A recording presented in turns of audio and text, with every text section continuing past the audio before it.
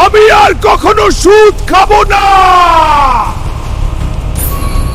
কবর বন্ধ হতেই হঠাৎ অন্ধকার নয়, কবরটা নড়ে উঠল। মাটি ফেটে বেরোলো কালো হাত, গলা চেপে ধরে এক আওয়াজ বলল, যে সুদ খেয়েছিস সে টাকা এখন গিল। তার মুখ নিজে নিজে খুলে গেল, আগুনের মতো গরম সোনা ঠুকতে লাগলো গলার ভেতর, পেট ফুলে উঠল। তারপর হঠাৎ পেট ফেটে বেরোলো বিষাক্ত সাপ। সাপগুলো চিৎকার করে বলল, আমরা সেই সুদের টাকা যা তুই গিলেছিস। সে আর্তনাদ করল, আমি নামাজ পড়তাম, দান করতাম। ভয়ঙ্কর কণ্ঠ উত্তর দিল, হারাম দিয়ে বানানো জান্নাত জান্নাত নয়। হঠাৎ আকাশের মতো কবরের ছাদ খুলে গেল। সে দেখল হাজার হাজার মানুষ রক্তাক্ত মুখে হামাগুড়ি দিচ্ছে, পেট থেকে সাপ বেরোচ্ছে। এক ফেরেশতা বলল, এরা সবাই সুদ খেত।